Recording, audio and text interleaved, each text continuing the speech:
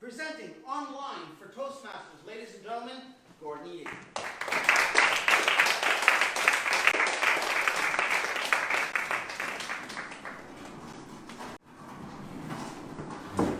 Thank you very much, Mr. Toastmaster. Guess you might not realize what a lot of us Toastmasters go through when we come here. We put a lot of work and effort into preparing these speeches, and the only people who get to see them are the people here at the club. We're not always preparing them for work or for some type of conference. Sometimes we're making a speech just for here, and the only people who get to see it are the people here. What do you do when you want other people to see that really special speech? That's something special that you've done. Well, that's what I want to address tonight. We're going to take a look at 3 different ways that we can get these speeches out and online. We're going to look at 3 platforms in particular: Facebook Live, YouTube, and an application known as Soapbox. And by the way, we are streaming on Facebook Live right now. I have the camera set up over there in the room, and we are streaming out onto my news feed as we speak. Before we get into the actual applications, let's talk just a little bit about technology. For 2 of these applications, it's really simple. You need something that most of you already have, just your cell phone. Facebook Live and YouTube, you can do those things just from your cell phone. Now again, if you take a look at the way that I have things up, I have a few extra pieces set up there. I've got a camera, a full camera tripod. I have a specialized mount for my phone. I have a lens on there that, it's a telephoto lens, and it gives me a better depth of field. It makes it look a little bit better. And I've got a shotgun microphone on there. Those things will all help make the viewing experience better for the audience, but you don't need them. All you need is the phone. For the 3rd application, Soapbox, I wanted to tell you that you just need a computer and not a very good one. So I brought my 12-year-old iMac with me, my 12-year-old MacBook Pro. That wouldn't start tonight. It was working all day at home, I swear. So fortunately, though, I was able to borrow the club's laptop, so we're still going to be able to make that work. But let's take a look at the actual applications. And let's start right here with Facebook Live. Has anyone here ever used Facebook Live before? No. No. One person has. Tanya has. Have people here, has people here, who here has a Facebook account? Almost all the hands go up. So here's what we're going to do. I'm going to go straight into my Facebook account right here on my iPad. And I'm going to go right into my feed here because my personal page, rather than you seeing my feed, seeing what other people have posted to my page, we don't want you guys seeing that stuff. It's really easy to go live on Facebook. All you need to do is the same as making any other post. You click right into what's on your mind, and you see that you have here in your list of options something called a live video. So, let me fix this. It has to, yeah, it needs to auto-rotate, there we go. It's really neat to use this particular application. The first thing I want to point out to you, though, because I knew nothing a little while ago about how to use Facebook Live. I don't think it's going to show up here on the screen, but up at the top, it says 2.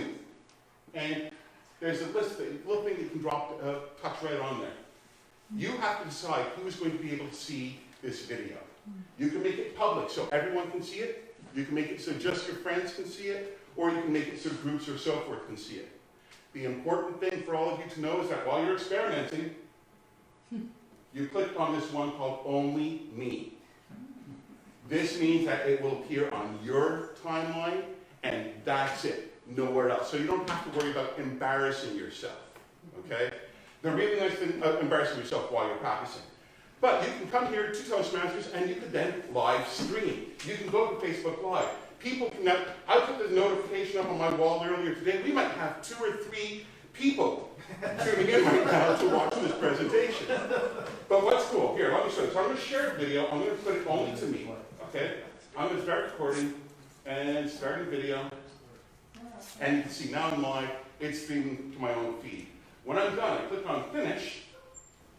And the video will automatically be uploaded to Facebook, and I get to then, it starts playing it right away. I can then change the sharing on it if I want to. So if you want to, you could come here and just share it to your own wall, just share it to your wife or spouse at home, just share it to your parents, because even parents have Facebook. Or you can share it publicly, or if you don't like it, you can just delete it, and the video is gone. But even still, Facebook Live is a great way to actively encourage viewers. But that's Facebook. I also mentioned YouTube. Why would you do YouTube instead of Facebook? Does anyone know? Well, you have to think about what the differences are between the actual applications. Facebook is great for social engagement. Facebook is a great way to share information with your friends. YouTube is a great way to share things with the public at large, with anyone out there. Anyone who runs their own business should be using YouTube. Why? Well, who here has ever looked for a recipe on YouTube? Yeah, I look for recipes on YouTube all the time. I want to know how to do something. Boy, lately I've been looking at how to make pizza ovens out of concrete. I go onto YouTube. YouTube is a resource that people go to find out how to do things. So if you record a video at Toastmasters, maybe you want to upload it to your YouTube channel. And you should all have a YouTube channel. Who here has a YouTube channel? I know a few hands. Who here has a Gmail account or a Google account? That means that you all also have YouTube accounts. YouTube is owned by Google. So if you have a Google account, you have access to a YouTube account. Now, how do you do that? Well, what I would actually recommend is that you take that same camera that you set up before, change the camera around here, and just record directly onto your phone, onto your iPad or whatever you're going to be using. Whoops, that's by go to video mode, there we go. And just record straight onto here. By recording onto this device, it's stored right on the device. You don't have to worry about problems with uploading right from here. So record it straight onto your camera. Hit done. Then all you need to do is go into your YouTube app. Now, as I said, anyone who has a Gmail account, you have a YouTube account as well. So make sure that you're signed in. You go here to your feed, click on the little picture up at the top, click on your channel. You are going to see all of the videos that you've uploaded onto your channel. How many videos are on here that have taken place at the Point Claire Toastmasters? Because every time I've recorded a speech, I've loaded it up onto my YouTube channel. So it's really easy to upload it, by the way. You click on this little device that looks like a camera, and you can just go ahead and select the video, and just record straight onto here. By recording on and click on next, and upload. It is really easy to upload videos onto YouTube. Now, be careful about your sharing permissions on YouTube, though. There's 3 different sharing permissions. You have public, private, and unlisted. Be sure of the one that you want to use. Public means that anyone can go up there and see it. So actually, if you're doing something for your comic books, if you're talking about different comic books and that, you want it to be public. You want everyone to see it. Rachel, maybe you've done a presentation and you want some friends back in China to see it who aren't on Facebook. Make that one unlisted. By making it unlisted, all you do is send them the link, and just with the link, they can see the video. They don't need to sign in, they don't need to do anything more, they just click on that link. Peter, maybe you're working on a project with some fellow engineers and you want to discuss something with them, you want to show something with them, but you don't want anyone else to see it. That's when you make it private. The only people who can see it then are the people that you would invite to see that video. So be careful how you use your settings for privacy with YouTube.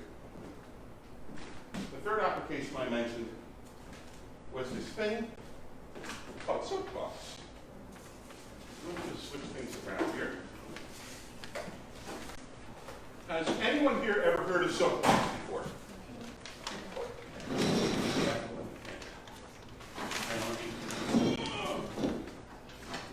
There we go. Soapbox is a nifty thing. Sometimes, you've given this really killer presentation and you've used some graphics with it, you've done some PowerPoint, but the video that you recorded at Toastmasters maybe hasn't been ideal. Maybe what you want to do is reshoot it. Maybe you want to better incorporate all of your slides. Well, Soapbox, let me back over here. Soapbox is a plugin that you install into Chrome. You see this little blue box up here? You click on that, and it now launches Soapbox. Soapbox is an app that takes the camera on the screen, and I'm going to tell it to start recording there. So it takes the camera from the computer, and then asks me to choose the screen. Oops. And it helps if I do it right. This is what happens too when you're using someone else's technology, right? Okay, so I'm telling you to record the camera. And I have no idea what's happening now. There we go. I'm going to tell it to share the screen. And there we go. There we go. And now we're recording from both this camera and the screen at the same time. Now, what can you do with something like that? Well, let's go over here to this little presentation that I've got.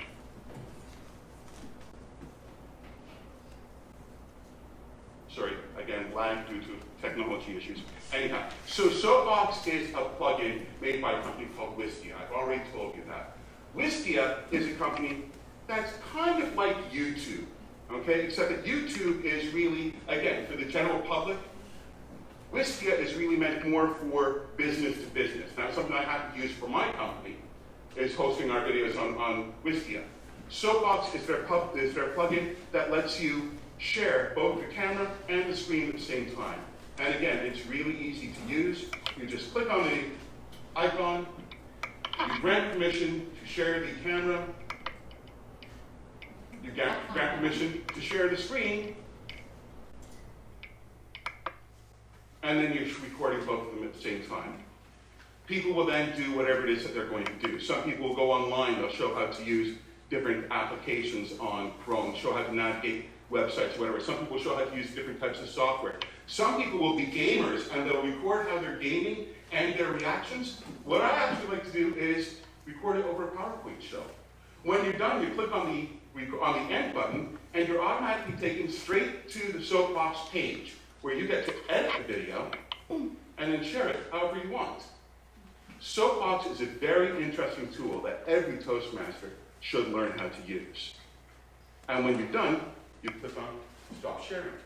And look what happens now. We're being taken to the Soapbox website where it's preparing the recording and getting it all ready to go. We'll give it a second to actually upload. And you can see. Well, let's see. I'm going to scroll on to here, say, and then I'm going to go to just the screen. And then I'm going to go over to here, and I'm going to cut back to me. And of course, I'm playing the video the whole time, so I'm going to get lag due to technology. And I'm deciding what I'm going to be showing when and where. And then when I'm done, all the way to the end, and I can trim the end here and everything. When I'm done, all I have to do is click on Share, and I'm given a link that I can send out.